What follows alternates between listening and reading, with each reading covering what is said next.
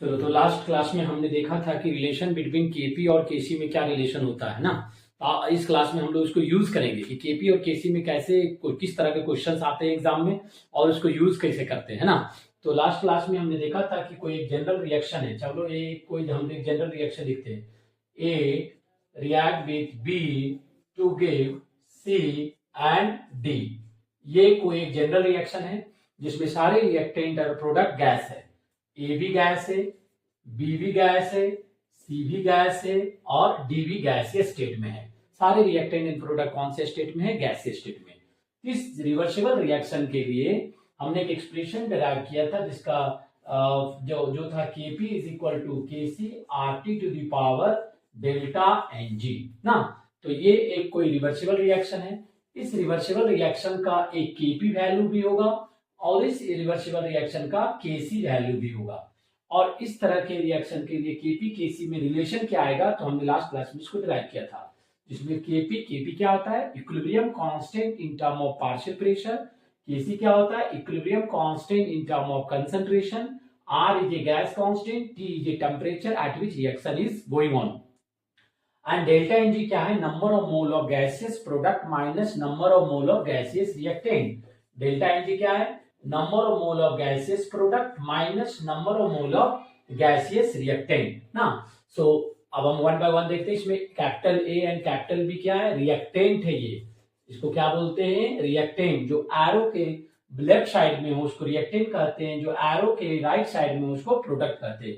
और ये जो एरो है ये डबल दो एरो है और दोनों हाफ एरो है ना। तो डबल हाफ एरो इक्विलिब्रियम को, रिवर्सिबल रिएक्शन को इंडिकेट करता है। और ये रिएक्शन हम मान के चल रहे हैं कि अभी इक्विलिब्रियम पे है ना।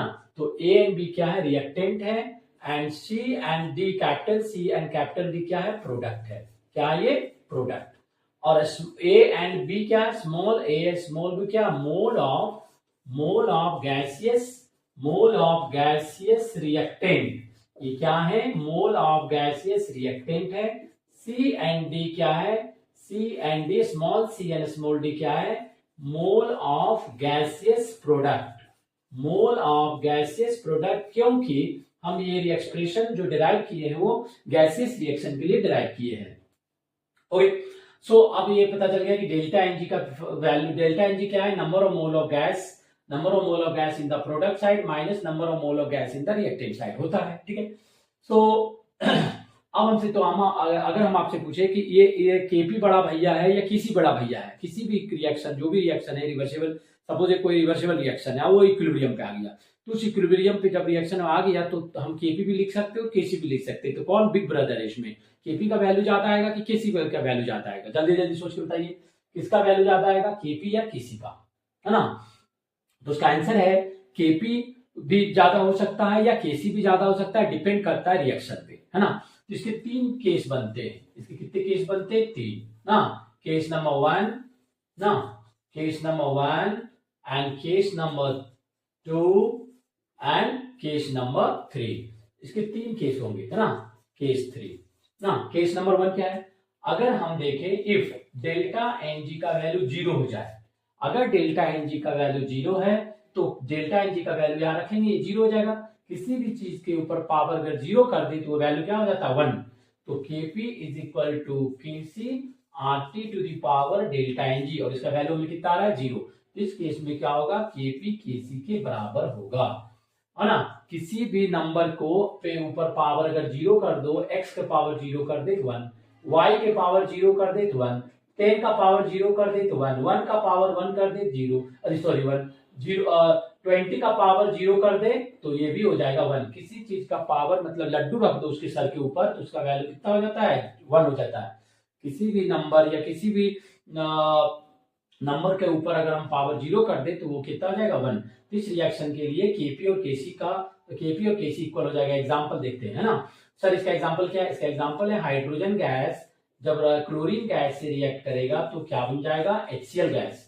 और इस गैस के लिए, इस रिएक्शन के लिए डेल्टा Ng का वैल्यू कितना हो जाएगा? तो 2 मोल है। डेल्टा Ng कितना है? Number of mole of gas in the product side 2 minus number of mole of gas in the reactant side 1 plus 1 2। ये कितने हुए? जीरो। इसका कोफिशिएंट कितना हो गया? चेंज इन द कोफिशिएंट कितना हो गया? जीरो ना। तो इस रिएक्शन के लिए Kp का वैल्यू और Kc का वैल्यू क्या हो जाएंगे, इक्वल हो जाएंगे। ठीक है, चलो नेक्स्ट है case number 2, if delta Ng का वैल्यू ग्रेटर देन 0 हो जाए ना, तो डेल्टा Ng का वैल्यू 0 हो जाए तो Kp बड़ा भाई हो जाएगा Kc से ना। एग्जांपल देखते हैं ना, जैसे PCl5, अगर हम फास्फोरस पेंटाक्लोराइड गैस को एक क्लोज कंटेनर में हीट करेंगे तो किसमें टूट जाएगा, फास्फोरस ट्राइक्लोराइड गैस में और क्लोरीन गैस में ब्रेक हो जाएगा।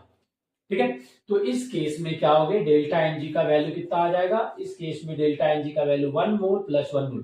पहले हमें क्या करना, रिएक्शन को लिखना है और फिर उसके बाद देखना है क्वेश्चन में, अगर रिएक्शन लिखा हुआ है तो देखना है, उसको बैलेंसिंग को भी देखना है ना। तो हमें ये कितना मोल हो गया, 1 प्लस 1 मोल 2 मोल हो गया, और रिएक्टेंट साइड में कितना हो गया 1 मोल, तो ये कितना हो जाएंगे टोटल 1 ना। तो 2 माइनस 1 कितना हो गया 1, इसका मतलब डेल्टा Ng का वैल्यू ग्रेटर देन 0 आ गया। 0 से ज्यादा क्या आ गया, 1 का वैल्यू 0 से ज्यादा है, इसलिए इस रिएक्शन के लिए Kp is equal to Kc RT to the power 1। अगर हमें Kc दिया रहेगा तो Kp निकाल लेंगे, Kp दिया रहेगा तो Kc निकाल लेंगे। R का वैल्यू हमें पता ही है 0.082 लीटर एटीएम पर मोल पर केल्विन, टेम्परेचर भी दिया रहेगा, है ना।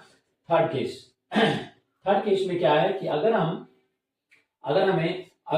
डेल्टा Ng का वैल्यू क्या हो, लेस देन 0, तो डेल्टा Ng का वैल्यू लेस देन 0 हो तो क्या हो जाएगा, उल्टा हो जाएगा, Kc ग्रेटर देन हो जाएगा Kp के ना। एक एग्जांपल देख लेते हैं इसका एग्जांपल है जैसे नाइट्रोजन गैस ना। नाइट्रोजन गैस को अगर हम हाइड्रोजन गैस से रिएक्शन कराएंगे तो क्या बन जाएगा, अमोनिया गैस। ओके, और इस रिएक्शन को हम से पहले लिखेंगे ना, nitrogen react with hydrogen to form ammonia gas. और इसमें हम कितना मोल देख रहे हैं, गैस में रिएक्शन बैलेंस है, चेक कर लो, हाँ ये बैलेंस है। तो अब हम क्या देखेंगे, इसमें 2 है, इसमें 3 प्लस 1 4 मोल है, तो डेल्टा Ng कितना हो गए 3 मोल, 2 मोल हो गए प्रोडक्ट साइड कितने मोल हो गए 2 मोल, और रिएक्टेंट साइड कितने मोल हो गए 3 प्लस 1 4, तो ये कितना आ जाएगा -2 मतलब Kc is greater than Kp, तो इसका वैल्यू क्या होगा, Kp is equal to Kc RT to the power -2 ना। तो इसका मतलब है कि अगर हम इसको RT को इधर साइड भेज दें तो क्या हो जाएगा, पावर चेंज हो जाएगा, माइनस से प्लस हो जाएगा। इसका मतलब Kc का वैल्यू क्या होगा, Kc is equal to Kp RT to the power 2। ये 3 केस हमने डिस्कस कर लिया है ना, कि डेल्टा Ng Kp किसी भी दिए हुए रिएक्शन के लिए Kp बड़ा होगा या Kc बड़ा होगा, डिपेंड करेगा डेल्टा Ng पे। अगर डेल्टा Ng 0 है तो दोनों ही इक्वल होंगे ना। और इसका एग्जांपल ये है, क्लोरीन और हाइड्रोजन गैस का reaction to form ammonia HCl gas. अगर डेल्टा Ng का वैल्यू ग्रेटर देन 0 है तो इसका ये रिएक्शन का एग्जांपल हो गया ना, PCl5 को हीट करेंगे तो PCl3 प्लस Cl2। और तीसरे केस में डेल्टा Ng का वैल्यू लेस देन 0 का मतलब निगेटिव वैल्यू, हाँ, तो Kc ग्रेटर देन हो जाएगा Kp का, तो 2 - 4 -2 मींस निगेटिव वैल्यू मींस ये Kc बड़ा हो गया Kc का। तो ये 3 ऐसे केस हैं जिससे हम कह सकते 3 ऐसे केस हैं जिसमें हम कह सकते हैं कि Kp बड़ा होगा या Kc। तो Kp बड़ा होगा या Kc, किसी ये जनरल स्टेटमेंट हम नहीं दे सकते हैं कि Kc होगा या Kp, ये डिपेंड करेगा रिएक्शन पे, हाँ, Kp इज ग्रेटर देन या Kc। ओके, नेक्स्ट क्लास चलिए नेक्स्ट क्लास में हम इससे रिलेटेड क्वेश्चन डिस्कस करेंगे जो एग्जाम में आ चुके हैं। Thank you.